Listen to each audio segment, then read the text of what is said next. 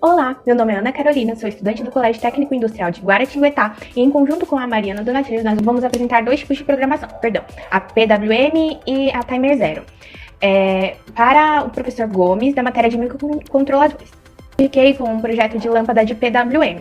Esse projeto consiste em basicamente por 4 teclas controlar a luminosidade da lâmpada. Vamos lá. Começamos com uma pseudo-instrução, que é o include, que vai referir o que a gente vai configurar, que no caso é o nosso PIC, que é o nosso controlador. Logo após, a gente entra com uma outra pseudo-instrução, que é o org. Lá ele vai resetar esse controlador.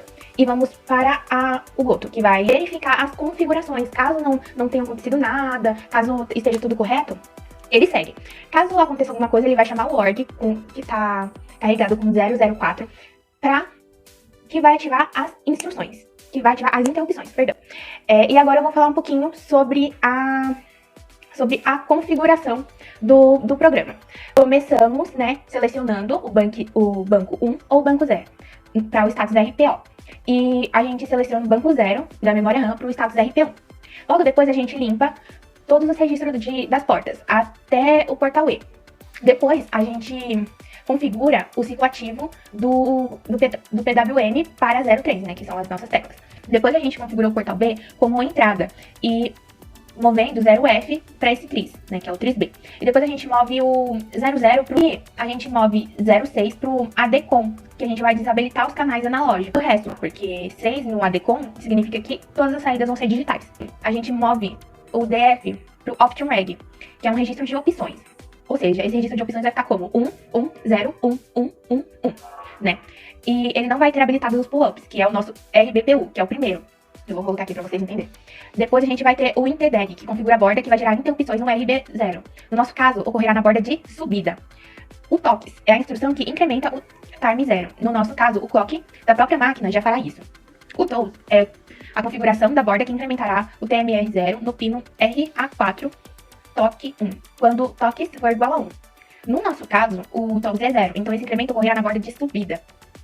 PSA é a instrução que configura o prescale quando 1 será aplicado no WDT. PS2 e PS1 e PS0 determinam o valor de WDT. Como estão todos em 1, a proporção de pulso é de 1 para 128. Ou seja, logo após, a gente move 00 para o INTCOM. O INTCOM é a instrução que habilita as interrupções. No nosso caso, ele foi desabilitado. Ele, como todos, são 7 bits, e cada um significa uma coisa. O bit 7 é o que habilita as interrupções gerais. O bit 6 é o que habilita as instruções dos periféricos. O bit 5 é o que habilita as interrupções de estouro. E o bit 4 é o que habilita... O bit 4 é o que habilita a interrupção externa do pino RBO. O bit 3 habilita a interrupção por mudança de estado nos pinos RB4 e RB7. Já o bit 2 identifica as interrupções externas do pino RBO. E o bit 1 identifica as interrupções por mudança de estados nos pinos RB4 e RB7. Logo após disso, de desabilitar todas as interrupções, a gente carrega FF para o PR2, que é o responsável por determinar a frequência, e a gente seleciona o banco 0 da memória RAM no RP0 e move o valor de 07 para um T2COM, que vai habilitar o timer 2. E aí logo após a gente fazer isso, a gente carrega o valor de 0F para o CCP1COM, que vai habilitar o canal PWM da porta CCP1.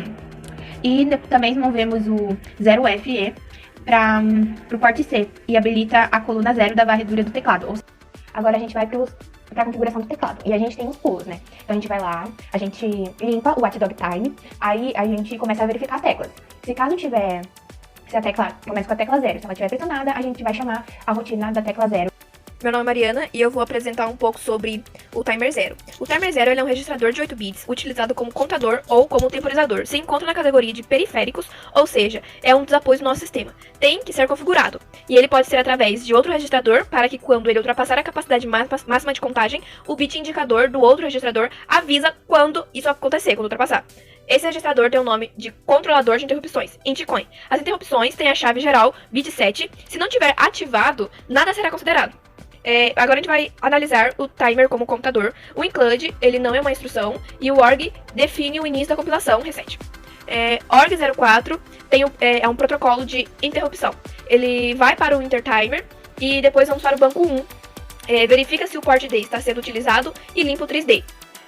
Depois limpa o tris E, B, coloca 0F. Depois limpamos o tris C. Isso, eles selecionam as colunas e as linhas das teclas, e isso só é entendido quando verificamos o hardware.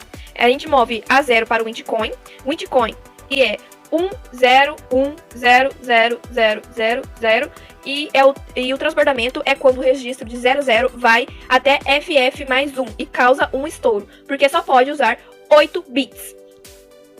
Isso é quando ocorre a ultrapassagem da capacidade do registro. Agora a gente vai mover o 38 para o Option Reg, que configura o timer 0, e depois movemos para move o 06 para o ADD Coin, que vai transformar todos os bits em digitais. E aí depois limpamos o RP0 e voltamos ao banco 0. Agora temos as definições, que move o FF para o port D, e isso acontece, eles apagam os displays e estão na configuração de anodo comum. Move o F8 para o port C e habilita as teclas 0, 4 e 8. E é sempre bom usar uma análise de hardware nesse ponto. Depois vamos limpar o bit 0 do port E, e lá ele alimenta um display de 7 segmentos. Com 0, ele será habilitado. Ele também é um anodo comum. Vamos montar a tabela. Para montar, precisa montar caracteres e apresentá-los. Toda vez que colocamos um valor no timer 0, ele vai dar, depois de alguns toques, um estouro. E se a gente carregar o timer com a quantidade de estouro menos 3, significa que a gente vai precisar dar 3 toques para o timer estourar. O FSR, ele aponta um registro INDF. Ou seja, esse INDF é para a gente escrever dentro ou pegar alguma coisa dentro desse INDF. E o FSR é um apontador com 30. Depois, colocamos o 03, que é um caractere que eu quero mostrar no INDF, que corresponde ao caractere 0. E aí, esse caractere vai ser escrito no INDF. Vou incrementar o FSR de 30 e vai para 31. Depois eu calculo o valor do caractere 1 e guardo no INDF, e logo depois eu incremento o FSR para apontar o próximo endereço. O próximo endereço eu vou calcular o valor, que é o caractere E, e vou guardar no INDF e incrementar novamente o FSR. Vou calcular o caractere F, guardar no INDF e incrementar novamente o FSR. Vou mover o FE, que é um ponto decimal, para o INDF, e agora temos o programa principal. Move 30 para FSR e move FD, que seria o 3 negativo, para o timer 0. Depois de 3 toques, o timer 0 estoura. Aqui está escrito CF, que é o complemento falso, e o CV, que é o complemento falso mais 1, que vai dar exatamente FD. O 1 aqui não é possível representar nos 8 bits e ocorre o overflow. Esse transbordamento vai lá no flag de interrupção TOIF e executa a operação do programa. Aqui vamos fazer a apresentação da tabela. Ele move para o registrador o conteúdo de IFF e depois movemos para o port D e será mostrado no display. O que será apresentado é 0 e volta para o display, depois volta para o display e vai ficar esperando o timer 0 estourar. Depois de 3 toques, ele vai estourar e vamos mover o FD para o acumulador e depois para o timer 0 de novo. Limpamos o TOIF, que vai fazer uma nova exposição, e incremento o FSR, que é um apontador, e coloco no próprio registro F. Move o FSR para o acumulador e faz um XOR com o valor 35. O XOR é uma comparadora de desigualdade. E por que 35? A gente começou com 30 e depois fomos até o 34 hexa. E depois a gente soma mais um, que é igual a 35. Se tiver no 35, é porque todos foram mostrados. E vai dar 0 e depois ativa o bit Z do registrador. Status e vai para o GoToReinicie. Se for para o Redfi, vai para a interrupção. O Reinicie, ele vai mover para o acumulador 30 e depois move para o FSR e retorna novamente.